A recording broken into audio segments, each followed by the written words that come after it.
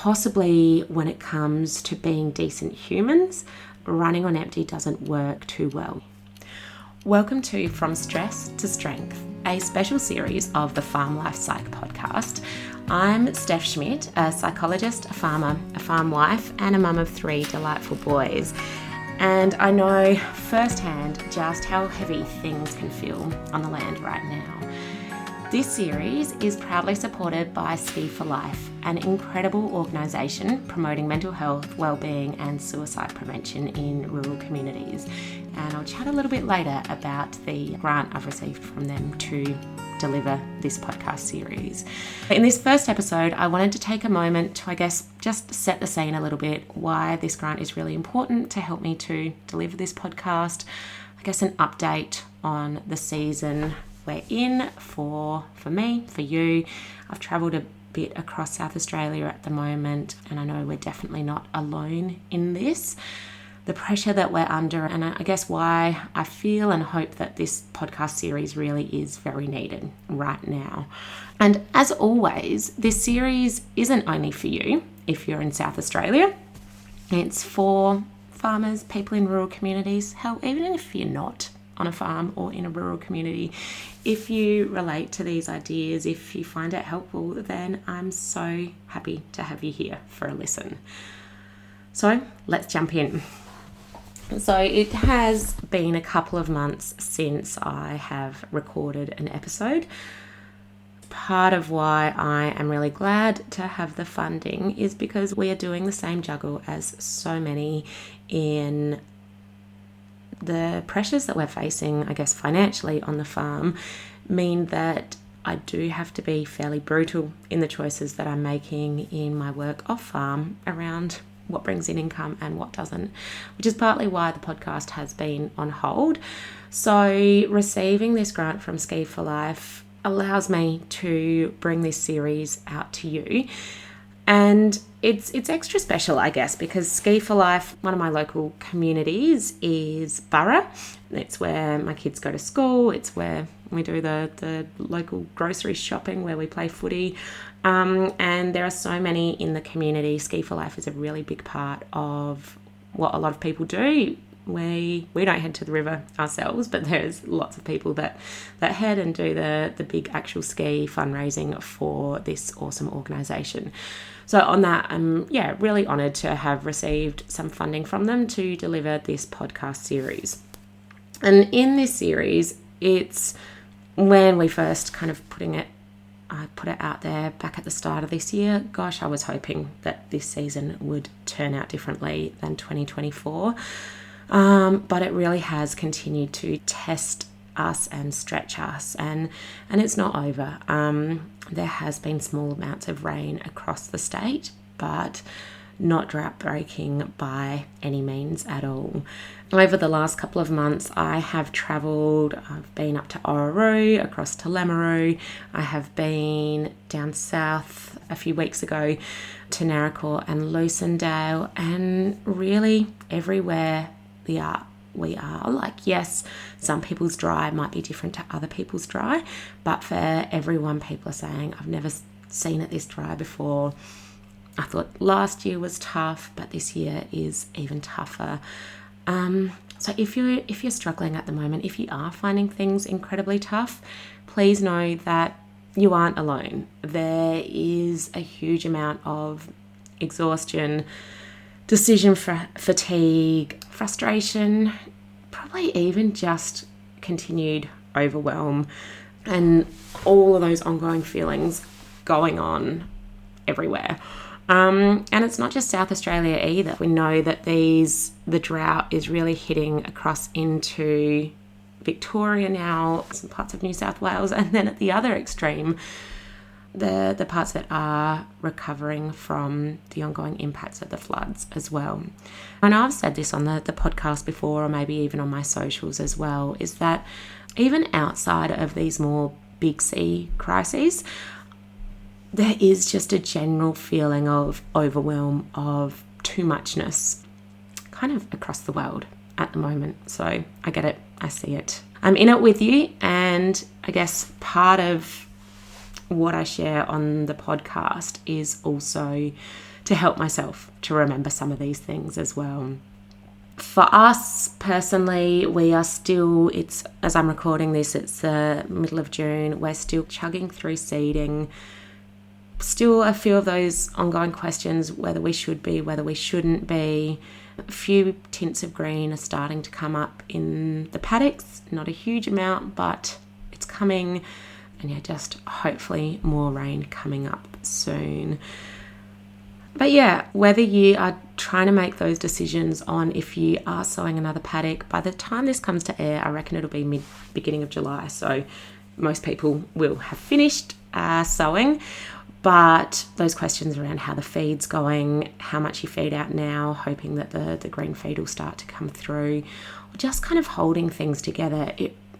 The impacts onto our well-being every day, and sometimes the pressure doesn't come out when you're out in the paddock. It comes out when the kids hit that final nerve, or when, I don't know, the car won't start properly, or just like the smallest thing, then all of a sudden is the straw that breaks the camel's back, and that emotional fatigue that really takes in. So I hope there will be some little reminders throughout this series on some strategies, some things that we can do to manage where we're at. Something that I've really reinforced, I guess, in the workshops I've been running lately is right now, survival is okay. It's not necessarily the time where you need to be doing a wellbeing overhaul. It's not necessarily the time where you need to be aiming for thriving. If surviving, getting by day is what's actually getting you through day by day, then that's okay. There are times in life where all the balls line up and we might meet that kind of thriving goal, but there are other times where we're getting by, and where you are at is where you are at. What I've seen coming up for people in all of the workshops that I've been doing, in conversations across communities, is that people are really tired. Not just physically, but that real emotional exhaustion. A decision fatigue, almost a decision paralysis at time, and that quiet voice that might come in at times of how much longer can I keep doing this? And that might be how much longer can we keep navigating the farm with these pressures? It might be those questions over the decisions you've made, and even just in those moments where you know that you can keep doing it, but your mind just goes, I can't keep doing it. There's a lot of that shows up. But alongside that, I also see an immense amount of strengths that are showing up, and those strengths that are always there as well, that sometimes become invisible. So the way that we all do keep showing up for each other, whether it's for our kids, for our partners, for our mates, for our friends, for our communities, whether it's when you do remember to send a message to your partner even though you're both quite exhausted, the parents who are finding time to get to footy or throw the footy in with their kids in the backyard even after having a really tough day, or the farmers who are still out there showing up for seeding, getting out there feeding sheep even though they're exhausted by it. And again, I guess it comes back to that and idea that even when there is this immense challenge that we are facing, these pressures that we're facing, there are still those ands, there are still those tiny, tiny moments. And I think what I keep reinforcing even more is sometimes they're even tinier than we think they need to be. It might just be a quick catching the sunrise or the sunset, actually stopping and appreciating those tiny moments, like when your kids are playing for a few moments without fighting, or sitting down to actually enjoy a warm cup of coffee or cup of tea. All of those little things that sometimes the more stressed we become, the harder we find it to put that stuff in place. So in this series, I wish it was a magic answer, a silver bullet that had all the fixes that you need to be able to navigate the challenges that you face. It's not a magic wand, but I hope it will deliver something real, some short, practical and honest episodes to support your mental health and well-being. That really will be the focus of it, the things that you can do each day to support your own mental health and well-being. There has been a lot of conversation, there always is a lot of conversation around how we support others, supporting like service providers to be the accidental counsellors, supporting the farmers that they're working with. And I understand where people are coming from with that. I think we often feel a bit out of our depth when we know everyone around us is struggling. But I guess one thing that I am super aware of at the moment is that everyone really is, well, not everyone, that's probably a bit too generic, but many people are struggling in their own ways. And the emphasis on needing to support everyone else, I think sometimes takes the focus away from needing to actually take care of ourselves first. It comes back to the fill your silo analogy that I've talked about a few times. If you've been in a workshop with me, you would have heard me share it. But ultimately, in farming, whether you're cropping or in livestock, you probably keep some silos of grain. When you're cropping, you keep your silos of seed wheat ready for putting in next year's crop. If you're in livestock, you might keep some grain for feed, and you're always making sure that those field bins don't run empty, that those silos don't run empty. And it's looking that taking care of our own well-being is much the same. At times do let our silos run to empty. Sometimes that happens accidentally. We lose touch with, or we kind of have so much going on that we run out of time to do those things that actually fill us up. And we can run on empty for a short amount of time. And I was thinking about this morning after I had a not so great day yesterday, trying to get stuff done with a couple of kids home sick, but really not that sick, with still a fair bit of energy, that we can do some stuff when we're running on empty. So I think like when it comes to the farm, we can get in there and do the jobs that needs to be done. We can jump in the seeder, we can go out and feed sheep, we can do some of those more mechanical kind of jobs when we're getting close to empty. We can keep on pushing through. But possibly when it comes to being decent humans, running on empty doesn't work too well. So I realised I probably had a really hard time yesterday at home with the kids, because I, also feeling a little bit under the weather myself, was running close to empty, trying to push through and do extra. And yeah, I probably wasn't the best version of being a human that I could be. So instead of, I probably did spend a little bit of time dwelling on it and beating myself up for it. But what I also did was put myself to bed pretty soon after the kids went to sleep last night, had an early night, and got up this morning and went for a walk. It's something I've kind of missed for a little bit. So getting back and doing it was what I needed to do to fill my silos, so that I could turn up as the mum I wanted to be today, so that I could show up as the person and as the human that I want to be. So I guess I understand where the conversations around how do we take care of others, how do we look out for those around us, I understand where that need for it is coming from. But I will continue to advocate, I will continue to push the message that you need to take care of yourself first. And just thinking about what are the smallest things that you can do each day to take care of yourself. Okay, so on that note of the fill your silo analogy, and look, yes, I know I've shared this on the podcast before, but it's probably like 6 months ago. So even if you listen to that episode, we could all do with a reminder of it. The exercise that I want you to try out today is just checking in on yourself, checking in on your silo, where it's sitting right now. Because we are operating on autopilot so much of the time.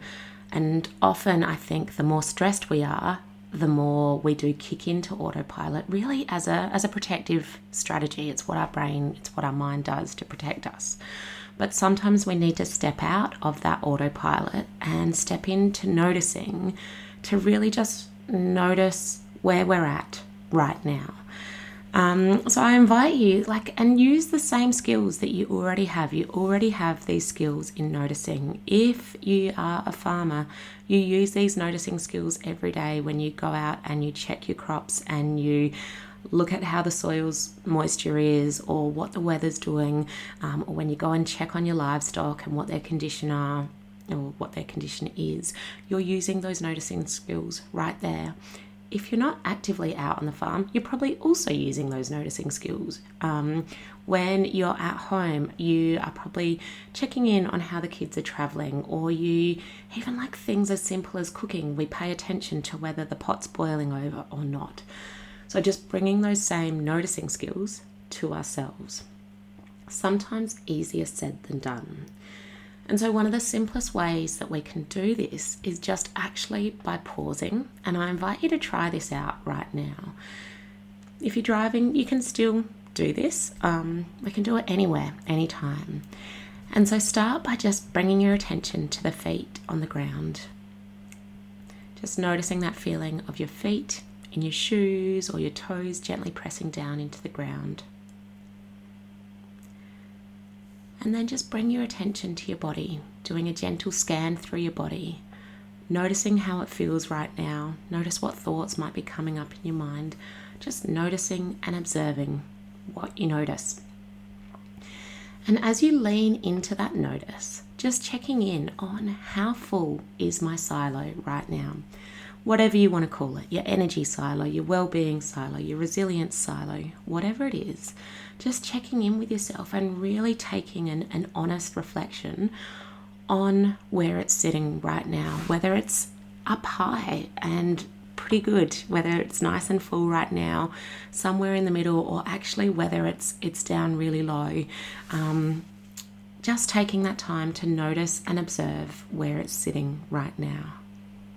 You might kind of take your hands out and draw an imaginary line in front of you. You might even kind of just draw out a quick silo or a rectangle on a piece of paper in front of you and take that time to reflect on where it's sitting. And then as you do that, I want you to check in on just what might be some of the things that have been draining your silo lately, whether it's working extra late nights, whether it is spending too much time on that autopilot social media scroll, whether it's that ongoing decision fatigue. It might be being caught up in your mind about the weather uncertainty. Just a few of, and you don't need to name all of them, but just notice what are just a few of the things that have been draining your silo lately. And then think about what are the things that maybe you're already doing, so awesome, keep on doing them, or just 1 to 2 small things that you can do to fill up your silo, even just a little.